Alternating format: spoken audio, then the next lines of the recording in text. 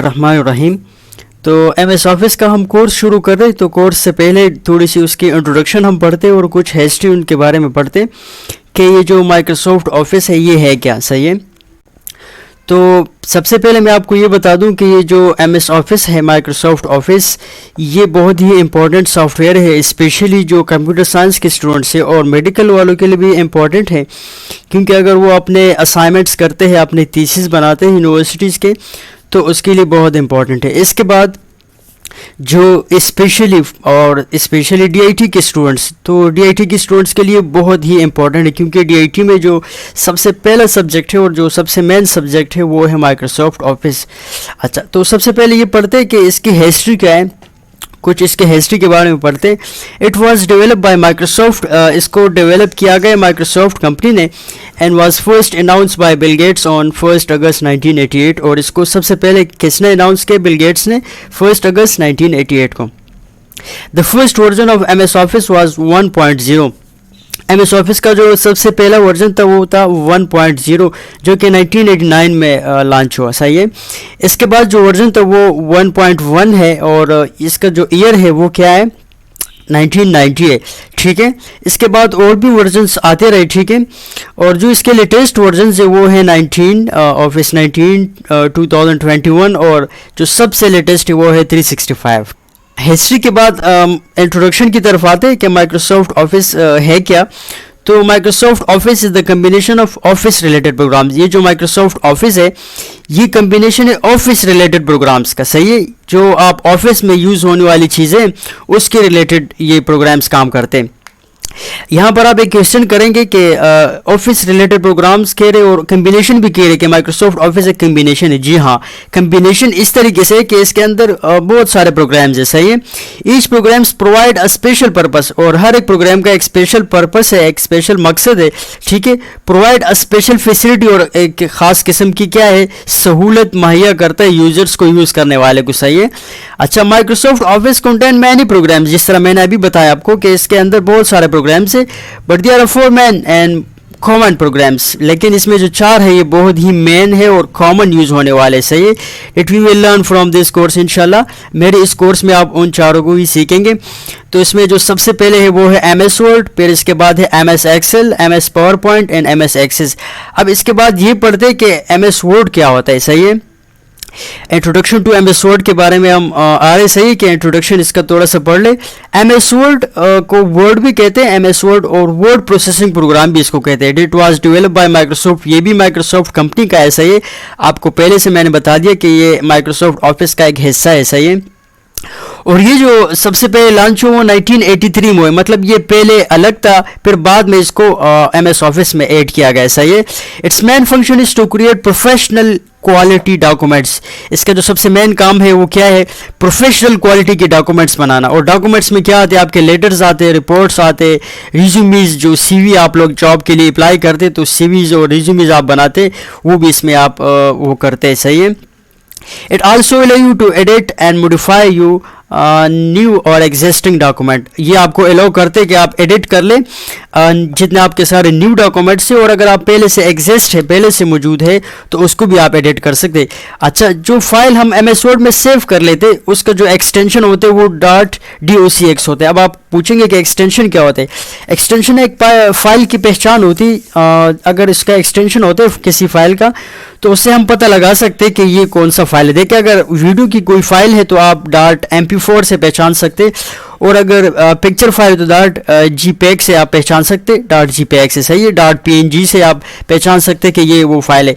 तो अगर इसके एक्सटेंशन में .docx है तो आपको पता चल जाएगा कि मतलब ये MS वर्ड का फाइल है। थोड़ा सा मैं इसको आपको बताता हूँ कि किस तरह आपने इसको मालूम करना है।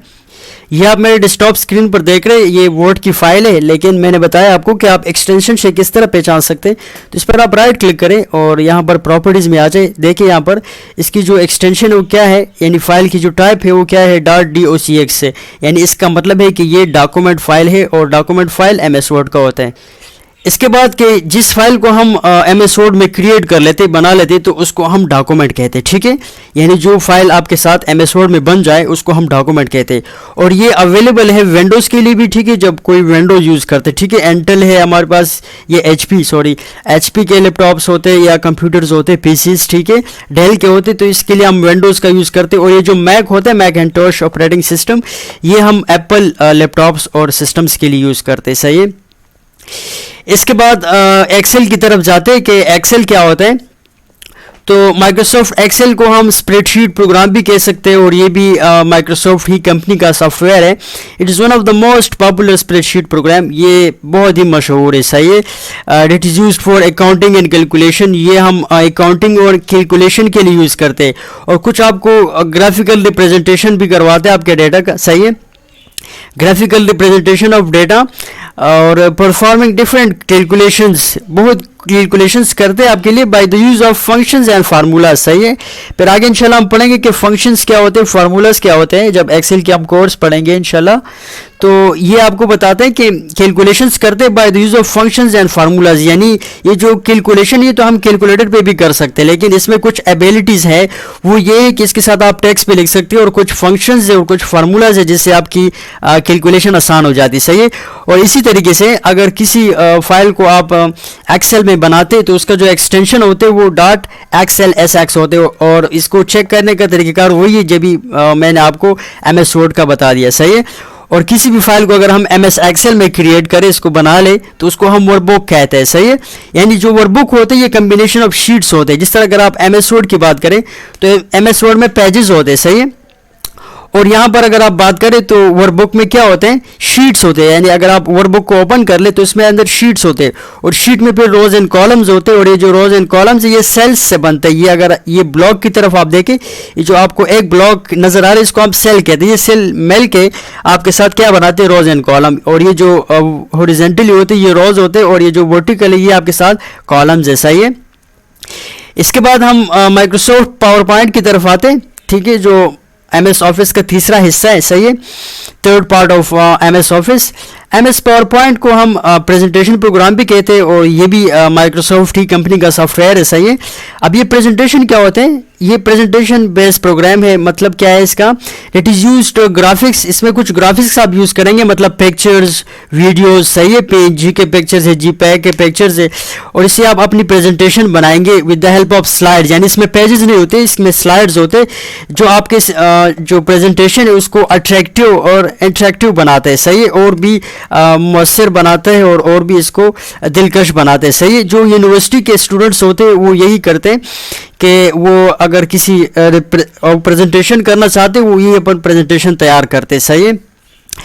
और इसी तरह अगर पावर पॉइंट में हम किसी फाइल को सेव करते हैं तो उसका जो एक्सटेंशन होता है, उस फाइल की जो पहचान होती है वो .pptx होता है, सही है। और इसके बाद the file created in MS power point is called presentation. यानी जिस फाइल को हम पावर पॉइंट में क्रिएट कर लेते हैं तो उसको हम प्रेजेंटेशन कहते हैं। इसके बाद जो मेन पार्ट है माइक्रोसॉफ्ट ऑफिस का, जो फोर्थ पार्ट है, सही है, इसको डिस्कस कर दे, फिर हम अपने लेक्चर को वाइंड अप करते हैं। माइक्रोसॉफ्ट एक्सेस क्या होता है, माइक्रोसॉफ्ट एक्सेस को हम डेटाबेस प्रोग्राम भी कह सकते हैं और ये भी माइक्रोसॉफ्ट ही कंपनी का सॉफ्टवेयर है, सही है।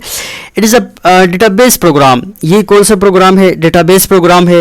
It allows users to create databases, और ये यूजर्स को एलो करता है कि आप क्या बना ले, डेटाबेसेस बना ले। अब ये डेटाबेस क्या होते हैं, डेटाबेस कम्बिनेशन ऑफ डेटा होते हैं, कम्बिनेशन ऑफ रिलेटेड डेटा, सही है। थोड़ा सा मुख्तसर मैं आपको बताता हूँ, फिर आप यहाँ पर कंफ्यूज हो जाएंगे। इंशाल्लाह जब हम आगे पढ़ेंगे तो मैं आपको फिर बिल्कुल इब्तिदा से इंतहा तक फुल मैं पढ़ाऊँगा आपको, सही है, बिल्कुल। तो डेटाबेस सिंपल आप यूँ समझे, कम्बिनेशन ऑफ रिलेटेड डेटा। जिस तरह अगर आप स्कूल की कोई डेटाबेस बनाते तो स्कूल में जितने बच्चे उस सब का आपका यहाँ पर उसकी जो रिलेटेड डेटा है, ठीक है, उसके पेरेंट्स का रिकॉर्ड, उसके फीस की रिकॉर्ड, ये सब कुछ आपके साथ एक डेटाबेस में होते हैं। स्कूल के डेटाबेस में उसमें टीचर्स का रिकॉर्ड भी रहते हैं। इसके बाद अगर हॉस्पिटल डेटाबेस आप देख लें तो हॉस्पिटल डेटाबेस में ऐसा होता है कि आप जितने पेशेंट्स वो आते हैं तो उसको रजिस्टर कराते, सही। अगर आपको वो रिसेप्ट देते तो वहाँ पर जो आपको पर्ची मिलती है वही आपका यही होता है कि आपको वहाँ पर रजिस्टर कराते, आपका वहाँ पर डेटाबेस में एंट्री होती है, ठीक है। उसको पता चलता है कि कितने पेशेंट्स आए हुए और सबका वहाँ पर पता चलता है कि सिटी और ये। तो हॉस्पिटल डेटाबेस में पेशेंट्स का और इसी तरह डॉक्टर्स का भी रिकॉर्ड होता है, सही। और अगर किसी फाइल को हम एक्सेस में बना लें तो उसकी जो एक्सटेंशन होती है पहचान वो .accdb, ठीक है, यानी एक्सेस डेटाबेस। इसके बाद है कि द फाइल क्रिएटेड, जब किसी फाइल को हम MS एक्सेस में क्रिएट कर ले तो उसको हम डेटाबेस कहते हैं। इंशाल्लाह नेक्स्ट लेक्चर में हम फिर MS ऑफिस के इंस्टॉलेशन का तरीका भी देखेंगे और इसको नेट से किस तरह डाउनलोड करना है, इंशाल्लाह इन सब को हम देखेंगे। आज का लेक्चर यहाँ पर वाइंड अप करते हैं। Thanks for now.